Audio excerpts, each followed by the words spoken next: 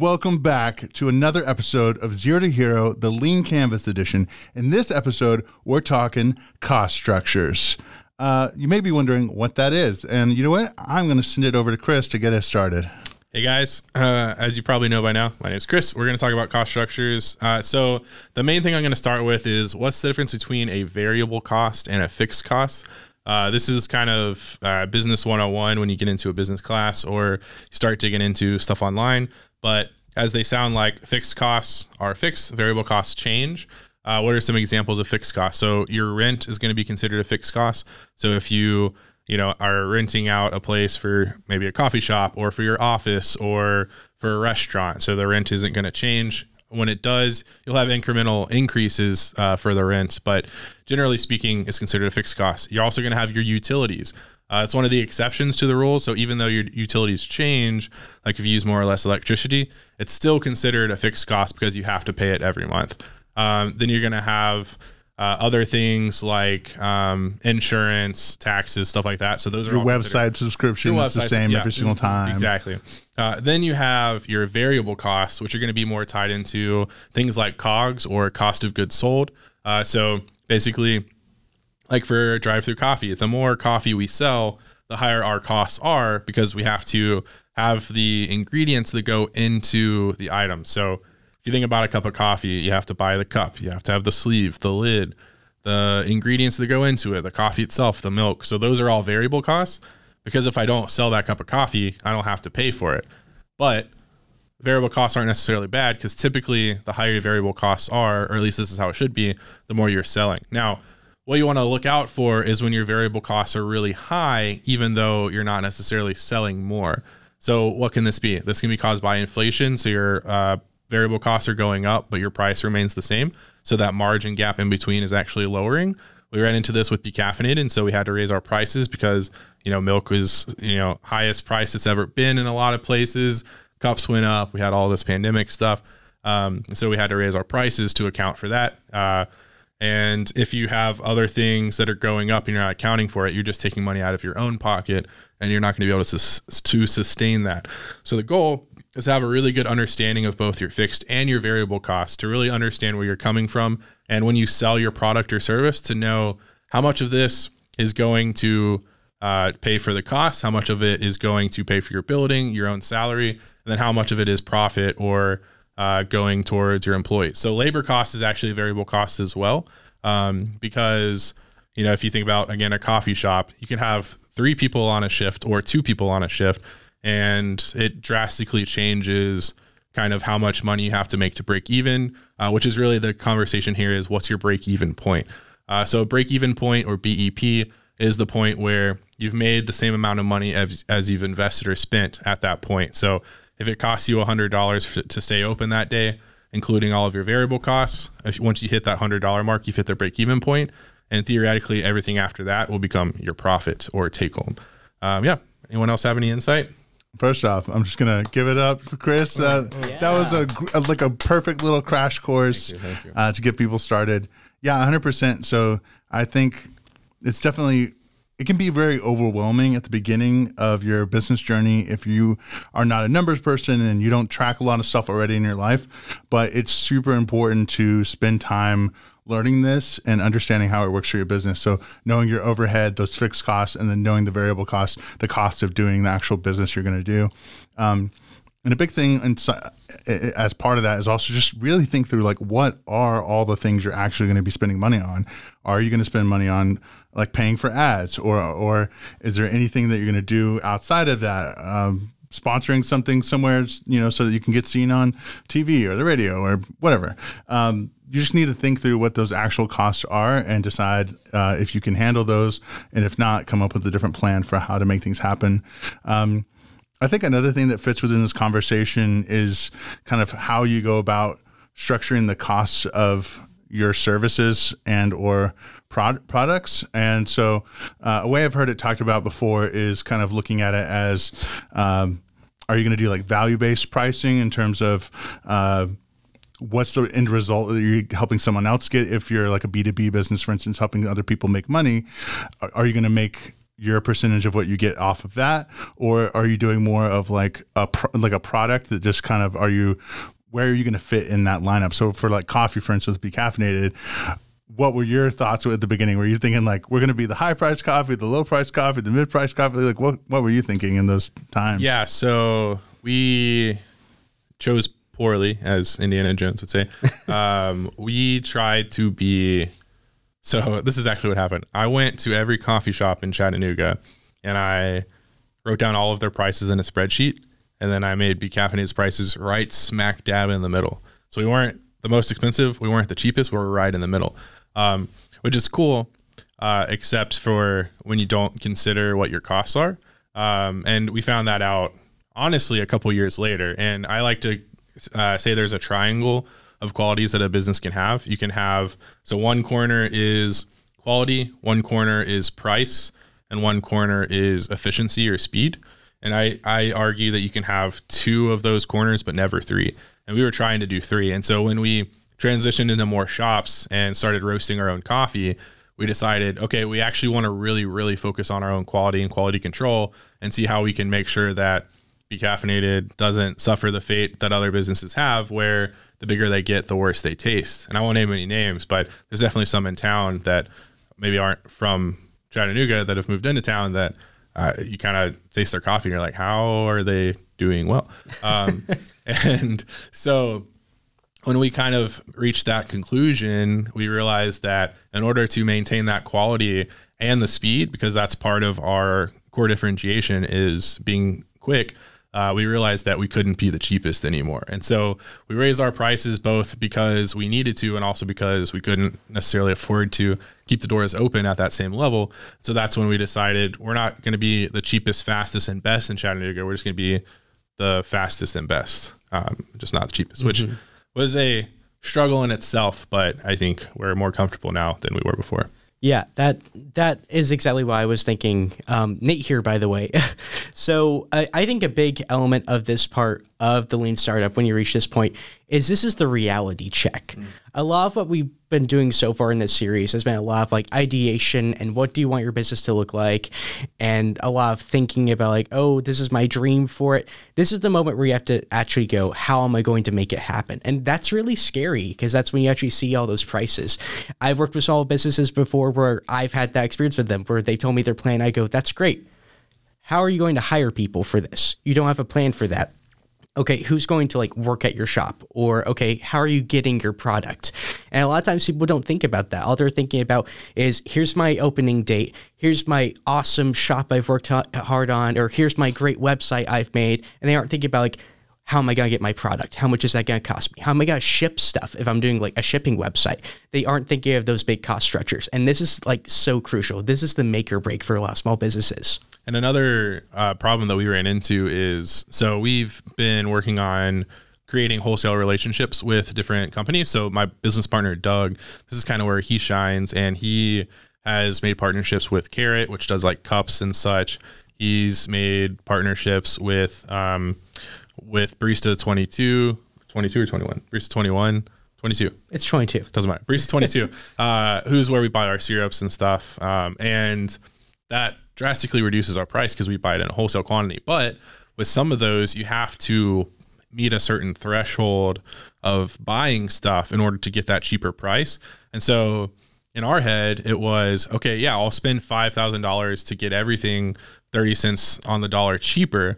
But then we ran into cash flow problems because we had, say, $20,000 worth of inventory just sitting in a warehouse that would take us 6 months to get through. And so that's when we brought in my wife, Jasmine, who's a financial analyst, to help us kind of self-audit and regulate, because we're learning all this as we go as well on Be Caffeinated side. And it's different to know things kind of academically and philosophically, and then to experience actual cash flow issues or labor cost issues, et cetera. So we self-audited and realized that we did have a lot of inventory tied up in costs in our warehouse.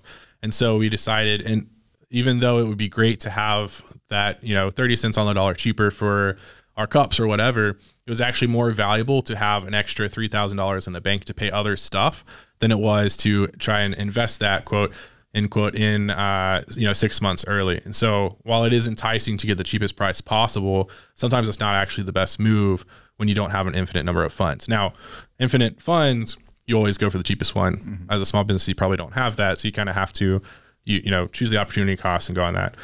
But another variable cost is marketing. So Dylan, do you want to talk on kind of how businesses can use marketing as a variable cost to kind of increase revenue stream and, you know, kind of define their cost structure? I would love to. So yes, marketing is a variable cost. Trying to figure out how, like, the logistics of your product and how much of it you want to sell, how much of it you can sell. And quick, I'll tell a quick story about an experience I had whenever I first graduated college. One of the first brands I worked with in agency world was in agriculture. The problem was they went hard on marketing. They were like, so they hired us and they said, we want to give you this much money and we want you to do all of these different ad campaigns. We want all of this different kind of creative. We're going to give you, I think it was about $200,000 on marketing. And they were a business that didn't have a lot of income coming in.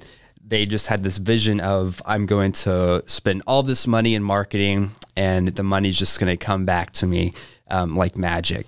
And what happened was we did our job with the $200,000 they gave us. We did it very well.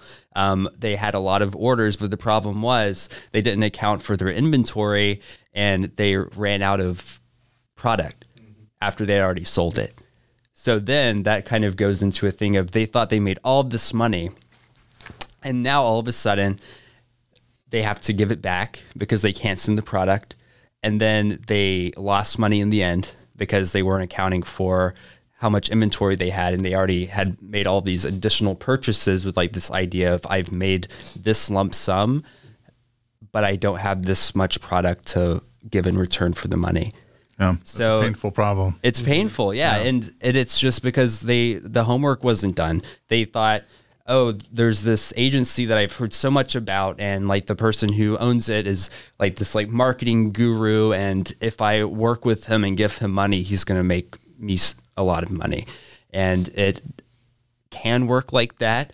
Definitely. Like we've seen it work before. I've been on brands that it has worked like that, but you have to do your homework and you have to be able to realize like, you need that system underneath it ready to go. Yeah. And they weren't leveled up on the back end yet. Exactly. But with that said, if you have done your homework, you know your product, you know what you're selling, your service, then you can kind of think of how much. So I like to think of like how much money does one customer cost me in a marketing standpoint. You can figure this out by experimenting. So maybe running a Facebook ad and you can track cost per clicks, cost, or on Google, you can do like cost per add to carts on Google Ads.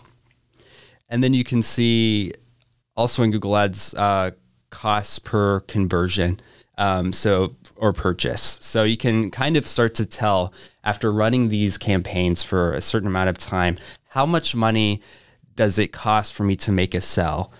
And this is going to be experimenting. So you're not going to know right off the bat. You have to test the market. You have to see what the likelihood of people wanting to buy your product is.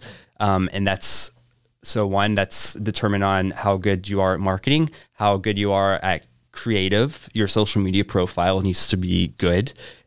So the product or service can look appealing before they even try it out. And that's the most important part, is having that appeal before they even have a chance to try it out. But a lot of sales are made before they even try before they've even tried the product before. So like it's difficult because people who aren't repeat customers, having your service or product for the first time, need to be able to feel like they can trust it. And that's why creative and marketing is so important, for it to be done correctly and done very well. So determining how much a customer costs. And then once you have that base idea, after you've ran this campaign for a while, and for example, you say, okay, it cost me, the brand we're on right now is, or that I'm on right now actually, is a body care product. And right now we're at a cost per purchase of I believe it's $4 per customer, and then the product is a $40 product. So they have that return of 10 times higher than the cost it takes to get a customer to buy. Which that's great to know, because then you can say, okay, I can afford theoretically to put this much money into my marketing, and I'm going to have this return. And I know I have the product that I can sell because I'm able to track these sales, and I have all these different things put up. So it's just a lot of trial, or not trial, but a lot of testing the waters, testing the market for the effectiveness and the wantingness of your product. And then planning accordingly for your marketing as a variable cost. Nice. Yeah, and I think the smaller business side of that would be kind of guerrilla marketing, and like you said, Facebook ads, Instagram ads. Nate does a really good job at going out and just talking to people in the world, and riding around on a bike, handing out coffee and stuff. And it's harder to measure the cost per conversion there, but there are ways that you can track them. And so we're going to break into, are we good doing the final tips now? Yeah, final tips time. Woo! So my final tip, kind of based on Dylan's expose right there, is figuring out as interesting and cheap a ways as possible to track kind of sales flow and conversions for your cost structures. And one way that I saw it work was in a book called Do Cool Shit by Mickey Agrawal. And basically she opens a pizza restaurant in New York City, which is very difficult to do.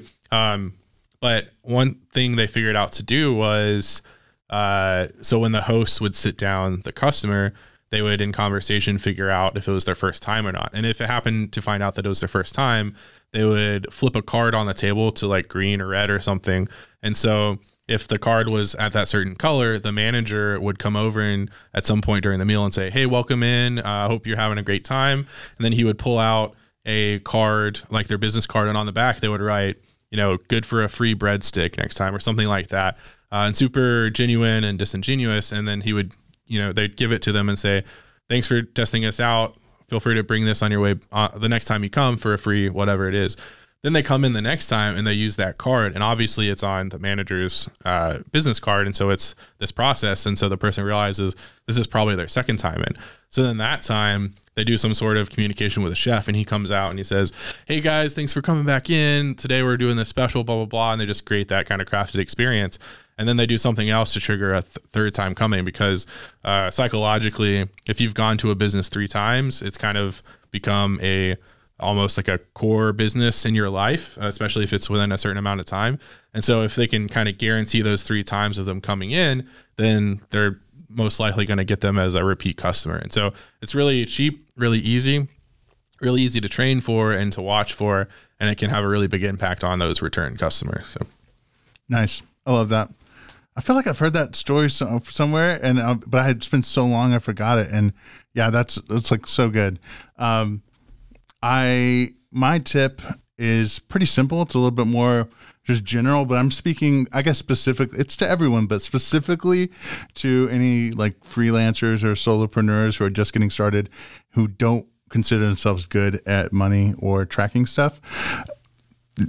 Even if you feel overwhelmed and like you're not tracking everything perfectly and you understand it all, doing your best to track as good as you can right now is a great place to start. So at the very least, having your business money separate from your personal money, and then just being able to see. Always. That is called, no, that's what I'm saying. Yeah, it's always called commingling, and it's kind of illegal. So like, yes, that's absolutely what I'm saying. So definitely that. Yeah. And then the great news is, besides that helping you stay above board, the cool thing is that even in your own bank account, you can see what's coming in and what's going out. And the next level up of that is just to use some kind of software, QuickBooks or something, even just Google Sheets, spreadsheets, to be able to see what's coming in and coming out, so that you can make those informed decisions. Just like when Chris was talking about earlier, that sometimes you want to buy that thing in bulk or whatever to make that savings on getting more all at once. But is that the wise thing for you to do? If you do not have good tracking of your money, you won't be able to make an informed decision. So just learn to love your numbers and at least accept them and be familiar with them. And if it's hard for you and you don't have anyone to help you right away, just do your best as you can and watch some YouTube videos, visit your local business development center, get some help from people who can teach you these fundamentals. My quick tip is quick. It's something that I even use in my personal like finances and stuff. And it's that I always round, like if I'm making a purchase and I'm like thinking about like my total like budget, I'm like, okay, like for example, if I'm buying something that's like $280, I tell myself this was $300. So it's just like I have like that extra cushion. So if worse comes to worse, I have money left over that I've theorized is non-existent. And then also another strategy for personal finances to invest the difference. And that's like a strategy I've heard before is like whenever you're making purchases, always round up and then save that little chunk and invest it into like a ETF or something. But I don't know if that's topical for the podcast. Hey, that's all good. Yeah. Everyone's people. Yeah. And my big tip, this one's coming from an area of frustration, I will admit, is work hard, be willing to actually put in the work. I've worked with a lot of small businesses and I've seen where they have like these grand ideas, like I said before, of this is what my business is going to look like. And then they get there, they start looking at the costs and they aren't able to make that happen simply because they aren't willing to put in the work. They're so focused on, oh, this is what's going to look like. Here's who I'm going to have doing it. And then they can't find someone to do it for them versus like, you should be your first employee. You should be your first marketer. You shouldn't be worried when you literally are just opening about who's going to be doing this aspect of it that you literally know how to do and should be set up to do. Or you shouldn't be worried about who's going to be marketing my business. You are marketing your business. You are the owner of the business. You should be able to do that. So I think that's a big thing that people make mistakes on, especially people who this is their first time making a business. Is getting this big, especially if they've like never been involved in business before, is getting this big grandiose idea of like people and opportunities are just gonna fall into your lap when you first start. They aren't. It is really, really hard, and you need to be able to be willing to put in that work. Yeah. To kind of ping pong, is that a phrase? Ping pong? Yeah, it is now. Yeah. If it's not, then it is now. Yeah, I like that. Cool. So ping pong off of what you just said, like we're table tennis. I was reading this book, and I think I shared it with you guys, called The Startup Roller Coaster. Do you guys remember that? Yeah. So yeah, and it was talking about like the importance of, like you were saying, like you should know like how to do like different aspects of your business, but also whenever you do hire an employee or someone to help you with your business, you should hire people that know more than you do, even if you don't want them to know that. And like the strategy is, in the book, it used this example, and it was like employees, they like labeled them like A, B, and C workers.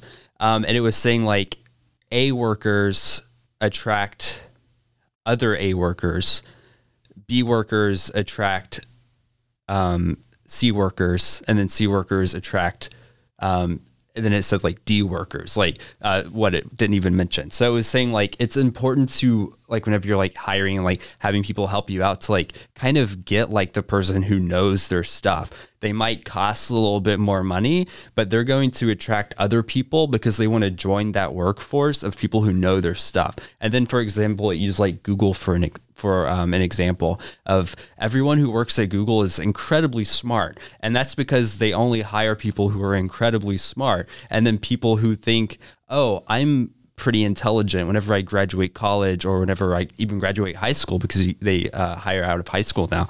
I want to work with people who are also really smart and they know their stuff. It's very professional. Everyone's kind of like minded, but just like in your business, like if you're going to hire a marketer, hire a good marketer, and they should be able to, they should teach you stuff. Like they shouldn't be doing stuff, how to do unless it's something where you just want it taken off of your plate. Mm-hmm, exactly. Yep. All right. That was a good episode of cost structures on this series. You want to close this out, Mike? Yeah. Thanks guys so much for watching. In the next one, we're going to be talking about unfair advantage. That's not fair. Who cares? Very unfair. It's unfair. See you there.